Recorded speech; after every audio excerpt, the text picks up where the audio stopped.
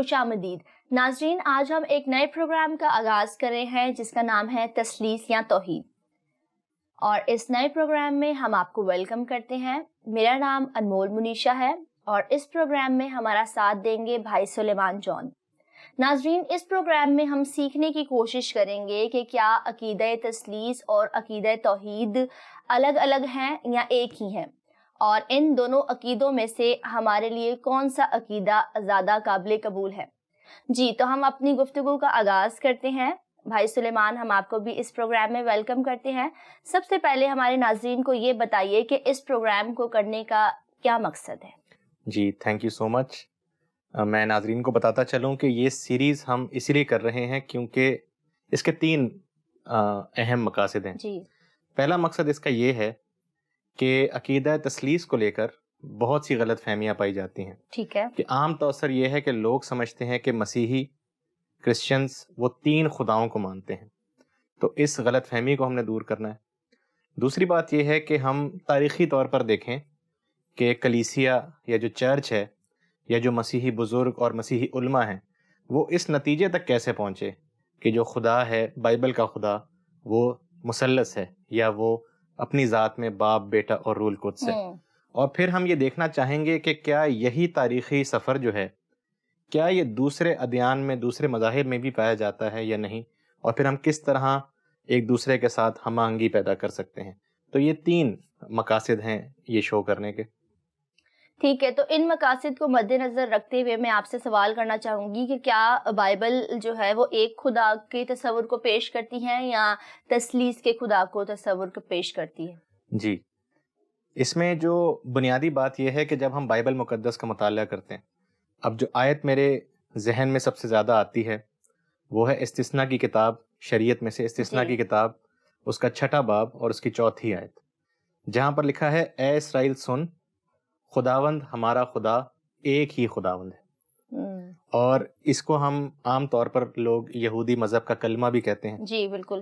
اور جب یہ آیت میں پڑھتا ہوں تو مجھے انجیل کا ایک واقعہ بھی یاد آتا ہے. جب ہم مرکز کی انجیل کا مطالعہ کرتے ہیں تو ایک یہودی عالم, ایک فقیہی جناب مسیح کے پاس آتا ہے اور وہ اس سے کہتا ہے اے استاد, تمام شریعت کے حکموں میں سے سب سے اول حکم کون سا ہے؟ تو مسیح اس کو فرماتے ہیں کہ سب سے بڑا حکم یہی ہے کہ اے اسرائیل سن, خداوند ہمارا خدا ایک ہی خداوند ہے. مرکز کی انجیل اس کا 12واں باب اس کی 29ویں آیت میں آپ یہ پڑھ سکتے ہیں. اور پھر وہ فقیہی جو ہے وہ مسیح سے اگری کرتا ہے, متفق ہو کے بولتا ہے جی کہ خداوند ایک ہی ہے اور اس کے سوا اور کوئی نہیں. اور جو مسیحی عقائد بھی ہیں, چاہے ہم رسولوں کا عقیدہ دیکھیں, چاہے ہم نقایا کا عقیدہ دیکھیں, تو وہ اسی بات سے شروع ہوتے ہیں کہ ہم ایک خدا پر ایمان رکھتے ہیں. تو یہ تثلیث اور توحید کی بات نہیں, بلکہ مسیحی جو تعبیر کرتے ہیں ہم ایک خدا کو مانتے ہیں, لیکن وہ ایک خدا باپ, بیٹا اور روح القدس ہے. گویا یہ ہے تثلیث فی التوحید. تو نہ تثلیث نہ توحید, بلکہ تثلیث فی التوحید. بائبل مقدس میں سے آپ نے پرانے عہد نامے اور نئے عہد نامے دونوں میں سے جو ہے وہ حوالہ جات آپ نے بتائے ہیں. تو پرانے عہد نامے میں عقیدہ توحید کے بارے میں بتایا, نئے عہد نامے میں بھی آپ نے ایک ریفرنس کوٹ کیا ہے خداوند یسوع مسیح کے تعلق سے. تو بائبلی ڈیفینیشن کیا ہے توحید کی, اس کی وضاحت کیجیے. اچھا, توحید کی جب ہم بات کرتے ہیں تو 2 دنیا کے بڑے مذاہب ہمارے سامنے آتے ہیں, ایک دین یہودیت اور دین اسلام. جی, تو ہم بائبل میں سے جب ہم بات کرتے ہیں تو دین یہودیت کا تصور توحید اور پھر دین اسلام کا تصور توحید, اور دونوں ادیان میں ایک بات پہ وہ جس پہ وہ زور دیتے ہیں, جو میں اس پہ ریسرچ بھی کر رہا تھا, کہ توحید کو یا ایک خدا کا جو تصور ہے, اسے انگریزی میں مونوتھیزم بھی کہتے ہیں, یعنی ایک خدا پر ماننا. تو اس کے لیے وہ 2 لفظ استعمال کرتے ہیں. ایک ہے ایبسولوٹ وننس, یعنی خدا حتمی طور پہ یا مکمل طور پہ ایک ہے, اور دوسرا یہ ہے کہ خدا جو ہے وہ انڈیویزبلی ون ہے. انڈیویزبل مطلب اس کو آپ کہہ سکتے ہیں ناقابل تقسیم. تو خدا کا ناقابل تقسیم ہونا اور اس کا مکمل طور پر ایک ہونا, یہ دین یہودیت اور دین اسلام میں ہم یہ دیکھتے ہیں. اور بائبل میں بھی جب آپ پڑھتے ہیں تو آپ کو یہ تصور بہت جگہ پر ملتا ہے. تو پھر کیا یہ کہنا آسان نہیں ہے کہ خدا ایک ہے؟ عقیدہ توحید کو ماننا پھر زیادہ جو ہے وہ تسلیم کرنا آسان لگتا ہے، اس سے کوئی غلط فہمی پیدا نہیں ہوتی، کیونکہ جب ہم تثلیث کے بارے میں بات کرتے ہیں تو آپ نے خود بھی کہا کہ ایک غلط فہمی جو ہے وہ سامنے ابھر کے آتی ہے کہ ہم سمجھتے ہیں کہ شاید ہم 3 خداؤں کے ماننے والے، تو کیا یہ زیادہ آسان نہیں کہ ہم عقیدہ توحید کو تسلیم کریں؟ یہ آپ نے صحیح فرمایا کہ جب ہم تثلیث کی بات کرتے ہیں تو ہمیں کہیں نہ کہیں اس کی وضاحت کرنی پڑتی ہے، خاص طور پر غیر مسیحیوں کے لیے جو اس عقیدے کو نہیں سمجھتے. اور اس کے برعکس آپ جیسے آپ کہہ رہی ہیں کہ توحید یا ایک خدا کی بات کرنا بہت سمپل ہے. بالکل. اب یہاں جو میں بات کرنا چاہوں گا وہ یہ ہے کہ عقیدہ جو ہوتا ہے نا آپ کا، جو اس کو مانتا ہے اس کے لیے وہ سمپل ہی ہوتا ہے. اب اگر کسی مذہب میں 10 کروڑ خدا ہیں اور ایک بچہ اس مذہب میں پیدا ہوا ہے تو اس کے لیے وہ بالکل سمپل ہے ماننا. اب باہر والے سوچتے ہیں کہ یار یہ کس طرح مان لیتا ہے اتنے خداؤں کو، لیکن کیونکہ وہ مانتا ہے، بچپن سے مانتا ہے، اس کے ذہن میں سوال نہیں آتا. جو لوگ صرف خدا کی ایکائی پہ یا حتمی طور پہ اسے ایک کہتے ہیں ان کے ذہن میں بہت سارے سوال نہیں پیدا ہوتے. لیکن جو لوگ اعتراض کرتے ہیں، جو لوگ ریسرچ کرتے ہیں، بہرحال ایک خدا کے تصور پہ بھی اعتراضات یا سوالات ہو سکتے ہیں. اگر آپ اجازت دیں تو میں آپ کو بتاؤں کہ کتنے سوال ہو سکتے ہیں. دیکھیں، سب سے پہلی چیز یہ ہے کہ آپ نے بات کی آسانی کی کہ ایک آسان ہے ماننا کہ خدا ایک ہے. اس سے آسان یہ ماننا کہ خدا ہے ہی نہیں، اگر آپ آسانی پہ ہی جانا ہے. کیونکہ جب خدا ایک ہے تو پھر بھی آپ نے اس کی بات ماننی ہے، آپ نے دین کی سٹڈی کرنی ہے، آپ نے عقائد کے بارے میں سیکھنا ہے، آپ نے مذہبی کتابیں پھر بھی پڑھنی ہیں. جب آپ خدا کو مانے ہی نہیں تو آپ ان چیزوں سے آزاد ہیں، آپ کی زندگی سمپل ہو جاتی. تو کس حد تک ہم آسانی ڈھونڈتے ہیں. پھر دوسرا سوال یہ ہے کہ جب صفر سے ایک پہ ہم آ گئے، پہلے ہم صفر پہ، اب ہم کہہ رہے ہیں ایک ہے خدا، تو پھر ایک پہ رکیں کیوں؟ جب آپ نے سفر شروع کر دیا صفر سے ایک پہ، تو پھر ایک سے دو، دو سے تین، تین سے چار کیوں نہیں ہو سکتا؟ تو یہ ایک مطلب ثواب دیدی طور پہ آپ کہہ رہے ہیں ایک ہے، لیکن آپ اس کو 0 سے 1 پر لے آئے. اور اس سے پھر ملتی جلتی بات یہ ہے کہ کیا یہ خدا کی شان کے عین مطابق ہے کہ اس کو گنا جائے؟ اور میں پڑھ بھی رہا تھا کہ حضرت علی ان کا ایک قول ہے کہ توحید کا مطلب یا آحد کا مطلب یہ نہیں کہ آپ خدا کو گنتی میں لائیں، خدا کو گنتی میں نہیں لایا جا سکتا. اور ایک آخری جو سوال اٹھتا ہے جب ہم فلسفے کا، مغربی فلسفے کا مطالعہ کرتے ہیں، تو سولیپسزم ایک فلسفہ ہے. جارج برکلی ایک فلاسفر ہیں، وہ یہ کہتے ہیں کہ جو چیزیں ہوتی ہیں دنیا کی، یہ آزاد طور پر موجود نہیں ہوتی. ان کو جاننے کے لیے کسی شخص کا یا کسی چیز کا موجود ہونا ضروری ہے جو ان کی موجودگی کو تسلیم کرتا ہے. یعنی اگر یہ کتاب یا ٹیبل میرے سامنے رکھی ہے، میں کیونکہ اس کو دیکھ رہا ہوں اس لیے یہ یہاں پر موجود ہے. اگر میں یہاں نہیں ہوں تو یہ حتمی طور پر نہیں کہا جا سکتا کہ یہ ٹیبل یہاں ہے یا نہیں. اب اگر اس کو ہم روحانی پہلو سے دیکھیں، اگر خدا بالکل ایک ہے اور اس کے ساتھ کوئی نہیں ہے یا اس کی ذات کے اندر کوئی نہیں ہے اس کے علاوہ، تو جب کائنات نہیں تھی، جب فرشتے نہیں تھے، جب کوئی مخلوقات نہیں تھی، تب خدا تھا یا نہیں؟ یہ ہم حتمی طور پر کیسے کہہ سکتے ہیں؟ تو کہنے کا مقصد یہ، میں یہ نہیں کہہ رہا کہ یہ سوال بڑے پیچیدہ، ان کے جواب نہیں، جواب ہیں، لیکن ایک خدا کو ماننا بھی اتنا پیچیدہ ہو سکتا ہے اگر آپ پیچیدہ کرنا چاہیں جتنا تثلیث کو ماننا ہے. اور جو لوگ مانتے ہیں، جو لوگ ایمان رکھتے ہیں اس عقیدے پہ، ان کے لیے کوئی پیچیدگی نہیں ہے. مجھے اور آپ کو تثلیث پہ ماننے میں کوئی پیچیدگی نہیں ہے. بالکل، آپ کی بات بالکل درست ہے. جو آپ نے ایتھیسٹ کی ایگزامپل دی، 0 سے صفر سے پھر 1 پر آنا، اس بات سے میرے ذہن میں یہ پھر سوال پیدا ہوتا ہے کہ جیسے بائبل مقدس کے بھی آپ نے پہلے بھی 2 حوالہ جات جو ہے وہ کوٹ کیے ہیں، تو بائبل میں ہمیں توحید کا بھی ذکر مل رہا ہے اور تثلیث کا بھی ذکر مل رہا ہے. پھر آپ نے ایک بیچ کے رستے کی بات کی، تثلیث فی التوحید، ٹھیک ہے، تو اس کو پھر ہم کیسے ڈیفائن کریں گے؟ اچھا، تثلیث فی التوحید کا مطلب یہی ہے کہ مسیحیوں نے پہلے دن سے ایک خدا کی بات کی ہے. اور یہ جو جسے ہم مونوتھیزم یا ایک خدا کا تصور ہے، یہ یہودیت، مسیحیت اور دین اسلام میں یہ کامن بات ہے، اور یہ سب تسلیم کرتے ہیں اس کو کہ یہ کامن بات ہے. علماء جو ہیں تینوں مذاہب کے اس بات کو مانتے ہیں. یہ جو اکثر کچھ لوگ مناظر جسے ہم کہتے ہیں، جو مناظرہ کرتے ہیں یا آپس میں جو لوگ گفتگو کرتے ہیں، اس میں یہ باتیں آتی ہیں کہ یار آپ کہہ تو ایک رہے ہیں لیکن آپ شرک کر رہے ہیں. لیکن ایسا ہے نہیں. تو مسیحیوں نے پہلے دن سے ہی خدا کو ایک مانا ہے. اس کو فرق طریقے سے ہم تعبیر کرتے ہیں تثلیث میں کہ وہی ایک خدا باپ بھی ہے، بیٹا بھی ہے اور روح القدس بھی ہے.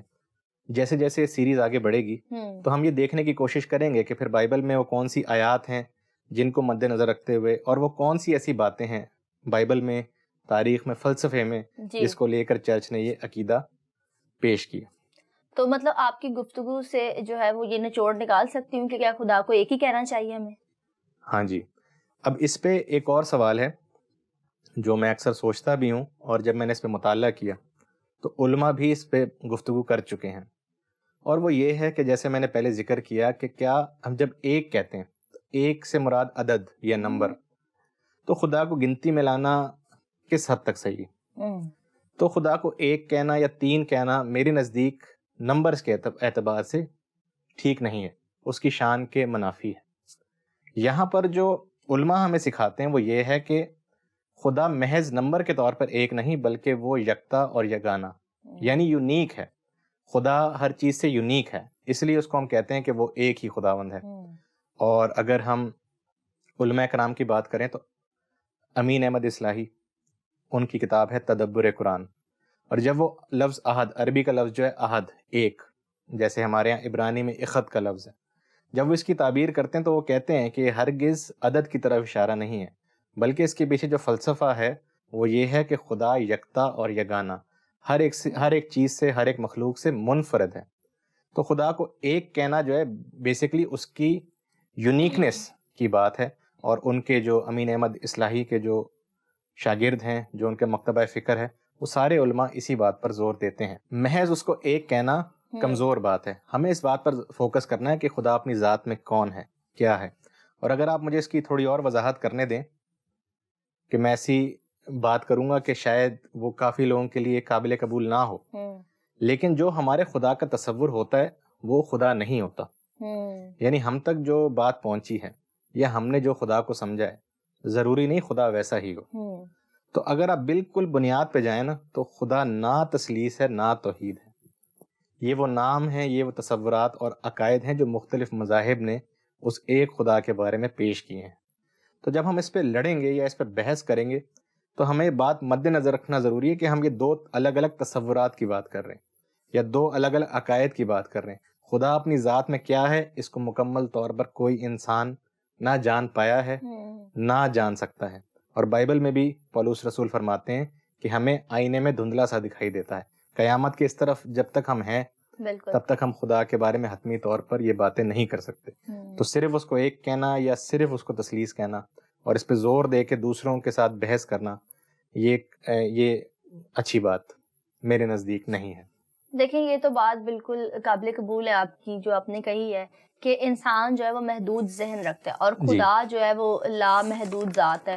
انسان جو ہے محدود ذہنیت کا مالک ہے، تو انسان کے لیے اس لامحدود ذات کو محدود ذہن سے سمجھنا جو ہے وہ ممکن نہیں ہے، ہم سمجھنے سے قاصر ہیں۔ بالکل۔ لیکن پھر جو تمام تر بات چیزیں ہم کرتے ہیں تو پھر ہمارے ذہن میں دوبارہ سے یہی سوال اٹھتا ہے کہ جس خدا کو ہم مانتے ہیں، بائبل کے خدا کو، کیا وہ تثلیث ہے یا توحید ہے؟ جی، بائبل کے خدا کی اگر آپ بات کریں یا مسیحی ایمان کی، تو جیسا میں نے پہلے کہا خدا تثلیث فی التوحید ہے، جی، یعنی وہ ہے ایک ہے لیکن اس کی ذات میں تثلیث پائی جاتی ہے، باپ، بیٹا اور روح القدس۔ تو ایک خدا ہے اور اس کی ذات میں تین اقنوم جسے ہم کہتے ہیں، اور اس کی ہم آگے چل کے وضاحت بھی کریں گے کہ یہ اقنوم یا پرسن کیا ہوتا ہے۔ اور اس کے ساتھ میں نے آپ سے یہ بھی کہا تھا کہ اگر بالکل پھر آپ بنیاد پہ جائیں، اگر آپ سوچ وچار کریں تو پھر خدا نہ تثلیث ہے نہ توحید ہے۔ یہ جو نام ہیں، یہ جو ٹائٹلز ہیں، یہ جو تصورات ہیں اور یہ جو عقائد ہیں، یہ مختلف مذاہب میں مختلف وقتوں میں یہ رائج ہوئے ہیں، یہ ہم تک پہنچے ہیں۔ ہم مسیحی ہیں تو ہم تک تثلیث پہنچی ہے، کسی اور مذاہب میں توحید کا پیغام پہنچا ہے، لیکن ہم بات ایک ہی خدا کی کر رہے ہیں، اور وہ اپنی ذات میں کون ہے یہ جاننا بہت مشکل ہے۔ جیسا میں نے کہا ہماری عقل جہاں تک جا سکتی ہے، ہماری جو ایمان کی روح ہے اس سے، یا تاریخ کا جو مطالعہ ہے ہم اسی سے سیکھ سکتے ہیں۔ لیکن جہاں تک اگر آپ بات انفرادیت کی کرتی ہیں تو اس پہ آپ تھوڑی مجھے اجازت دیں کہ میں آپ کو یہ بتانا چاہوں گا کہ تثلیث کا جو عقیدہ ہے وہ کس طرح منفرد ہے۔ ٹھیک ہے، ضرور بتائیے۔ اس میں یہ ہے کہ دیکھیں عام طور پہ لوگ کہتے ہیں کہ تین خدا کا تصور ہے تو یہ شرک کی طرف بات جاتی ہے، یا اگر ایک خدا ہے اور اس میں تین اقنوم ہیں تو پھر یہ بھی ایسا لگتا ہے کہ جو دوسرے مذاہب تھے، قدیم مذاہب جو مشرکانہ یا بت پرستی کے مذاہب تھے، بائبل کی دنیا کے ارد گرد کی قوموں کے جو مذاہب تھے، یہ ان سے عقیدہ لیا گیا ہے. لیکن ایسا بالکل بھی نہیں ہے. تثلیث کا عقیدہ بالکل منفرد ہے، بالکل یونیک ہے. ایک طرف مونوتھیزم ہے، پیور مونوتھیزم، پیور توحید، ٹھیک ہے. اب مسیحی نے اس کو بھی قبول نہیں کیا. دوسری طرف پولیتھیزم یعنی شرک ہے، مسیحیوں نے اس کو بھی قبول نہیں کیا.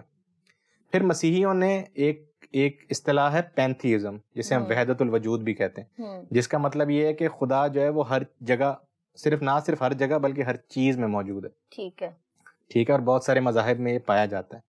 مسیحیوں نے اس کو بھی رد کیا. پھر یہ کہ کچھ مذاہب یہ بھی مانتے ہیں کہ خدا اور کائنات کے بیچ میں کوئی فرق نہیں ہے، جو حقیقت ہے وہ ایک ہی ہے، جسے ہم انگریزی میں مونزم بھی کہتے ہیں. تو عقیدہ تثلیث اس سے بھی فرق ہے.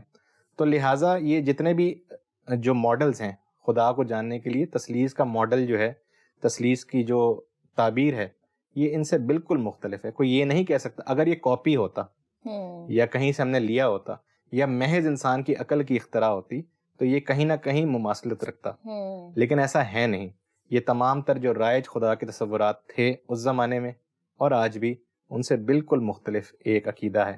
اور ایک کرسچن رائٹر نے کہا بھی ہے کہ اگر ہم خدا کو بنا رہے ہوتے تو ہم تھوڑا آسان بناتے، کیونکہ یہ عقیدہ سمجھنے میں مشکل ہے. یہ اپنے آپ میں ثابت کرتا ہے کہ مسیحیوں نے اسے گڑھا نہیں ہے، اسے اپنی طرف سے نہیں بنایا، بلکہ جو انہوں نے کلام مقدس کو سمجھا ہے اس کے حساب سے انہوں نے اس عقیدے کو قبول کیا ہے.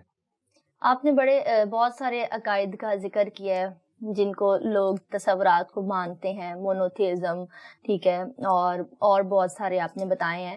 تو آپ بتا رہے ہیں کہ جو تثلیث کا عقیدہ ہے وہ کہیں سے لیا نہیں گیا، اس سے کہیں سے کاپی نہیں کیا گیا. پھر کیسے جنم لیا اس نے؟ مطلب کوئی تو اس کی بیس ہوگی، اس کی ہسٹری کیا ہے تثلیث کے عقیدے کی؟ ہاں جی، اچھا، اس سے اس سوال کے جواب دینے سے پہلے میں تھوڑی اس بات کی بھی وضاحت کروں گا کہ صرف تثلیث کی بات نہیں کریں.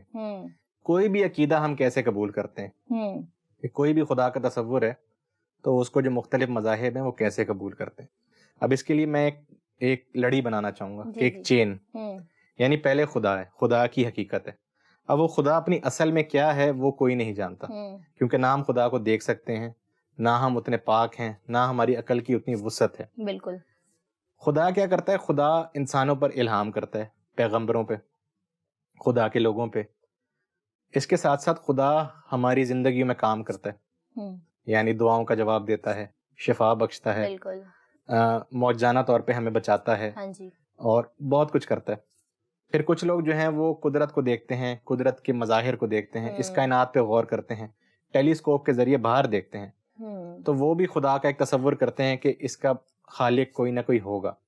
تو خدا کا ایک تجربہ ہوتا ہے بالکل لوگوں کو. اس تجربے کی پھر منادی ہوتی ہے. یعنی فرض کریں اگر ایک پیغمبر ہے، اس پر خدا نے الہام کیا تو وہ جا کے اپنی قوم کو بتاتا ہے. پھر اسی طرح اگر فرض کریں میں ہوں، اگر خدا نے میری زندگی میں کوئی کام کیا ہے، میری کسی دعا کا جواب دیا ہے، تو میں بھی مومنوں کی جماعت میں جا کے، اپنے دوستوں کے پاس جا کے بتاؤں گا کہ خدا نے میرے لیے کیا کیا. تو پہلے خدا ہے، پھر اس کا ایک تجربہ ہوتا ہے انسانوں کو، قوموں کو، گروہوں کو. اس کے بعد اس تجربے کی یا اس الہام کی منادی ہوتی ہے. اور خاص طور پہ پیغمبروں کی جب ہم بات کریں تو انہوں نے منادی کی. اس کے بعد جا کے کہیں وہ کتاب کی صورت میں ہم تک پہنچتا ہے، جسے ہم الہامی کتاب کہتے ہیں، کتاب مقدس. اس کتاب کے پھر ترجمے ہوتے ہیں ہماری مادری زبان میں. اس کو جب ہم پڑھتے ہیں اس کے بعد ہم اپنا ایک تصور قائم کرتے ہیں کہ خدا کون ہے. تو یہ ایک پوری پروسیس ہے. اب لوگ اس پروسیس کو نہیں دیکھتے، وہ یہ سمجھتے ہیں کہ جو خدا ہے اور جو اس کا تصور ہے اینڈ میں یہ ایک ہی ہے. لیکن نہیں، یہ پوری پروسیس کر کے ہی مختلف مذاہب اسی وجہ سے مختلف نتائج پہ پہنچتے ہیں کہ ان کا تجربہ خدا کا فرق ہوتا ہے، ان کی تاریخ فرق ہوتی ہے، مذہبی کتابیں ہماری فرق ہیں، اس لیے ہمارے تصورات فرق ہیں. تو یہ صرف مسیحیت پہ اپلائی نہیں ہوتا، یہ ہر مذہب پہ ہوتا ہے کہ آپ یہ سوچیں کہ یہ تصور آپ تک کیسے آیا. اور اگر مختصراً میں بتانا چاہوں تثلیث کا، تو یہ تجربے سے ہی آیا. یعنی جو کرسچن کمیونٹی تھی، جو ابتدائی مسیحی تھے، جو کہ آپ کو پتہ ہے دین یہودیت سے ہی مسیح پر قبول کر کے انہوں نے چرچ قائم کیا. انہوں نے دیکھا، انہوں نے اپنی زندگی میں دیکھا کہ جس یہوہ خدا کو ہمارے باپ دادا مانتے رہے ہیں, جس کی عبادت کرتے رہے ہیں, وہ انسان بن کے ہمارے سامنے آیا ہے. یعنی جناب مسیح کو انہوں نے کہا کہ یہ وہی یہوہ خدا ہے جو پرانے عہد نامے میں یا توریت شریف میں جس کے بارے میں ہم پڑھتے ہیں. لیکن جب جناب مسیح بھی چلے گئے اس دنیا سے, جب وہ مصلوب ہوئے, دفن ہوئے, مردوں میں سے جی اٹھے اور خدا کے پاس واپس چلے گئے, تب بھی انہوں نے کہا کہ نہیں, خدا آج بھی ہمارے ساتھ روح القدس کی شکل میں یا روح القدس کی ذات میں موجود ہے. تو یہ ان کا تجربہ تھا, یہ محض فلسفہ یا محض ان کی علمیت نہیں ہے کہ خدا باپ بیٹا روح القدس ہے. انہوں نے اپنی زندگی میں تصور اس کا کیا ہے کہ خدا خالق ہے باپ, خدا منجی ہے بیٹا, اور خدا جو ہے وہ ہمارے ساتھ ہے, ہمارا رہنما ہے, یا جو ہمارا مددگار ہے وہ روح القدس ہے.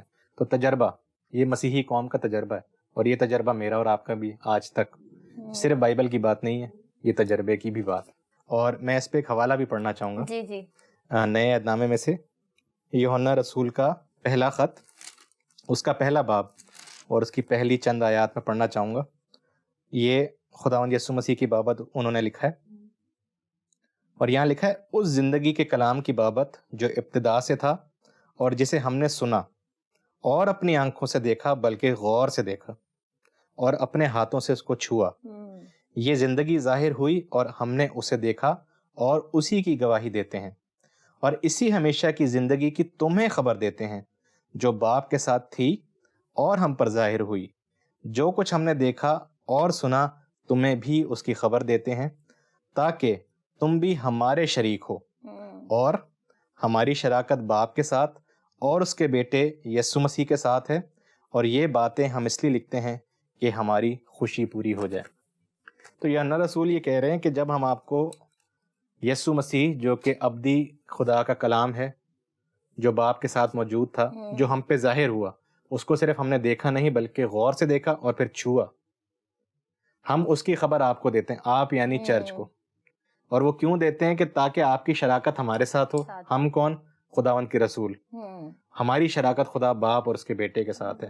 تو مسیحی لوگ جو ہیں وہ تثلیث کے تجربہ نہ صرف کرتے ہیں بلکہ اس تجربے میں داخل ہو جاتے ہیں. تو Christianity is a community of the Trinity, ٹھیک ہے, کیونکہ خدا اپنی ذات میں کمیونٹی ہے, باپ بیٹا روح القدس. تو اس تجربے میں مسیحی قوم داخل ہو جاتی ہے.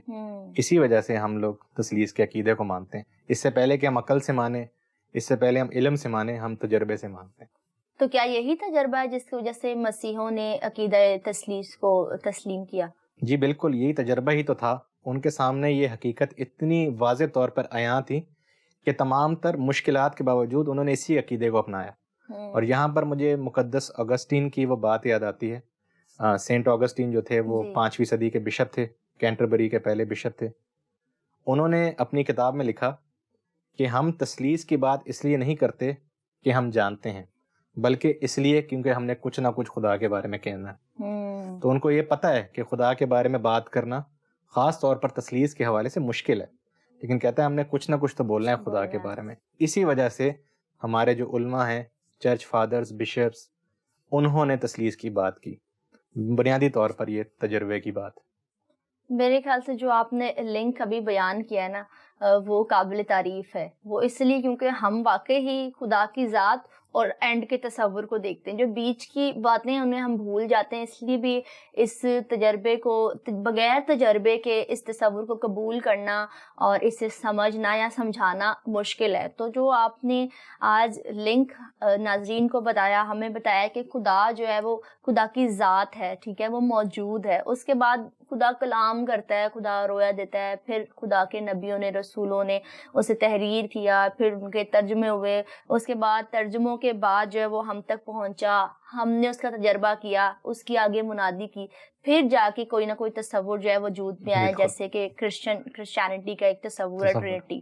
تو اس لیے کیونکہ بیچ کی چیزوں کو ہم مد نظر نہیں رکھتے, تو پھر اس وجہ سے بھی کبھی کبھار سمجھنا اور سمجھانا جو ہے ہمارے لیے, اور اسی لیے سوال بھی پیدا ہوتے ہیں.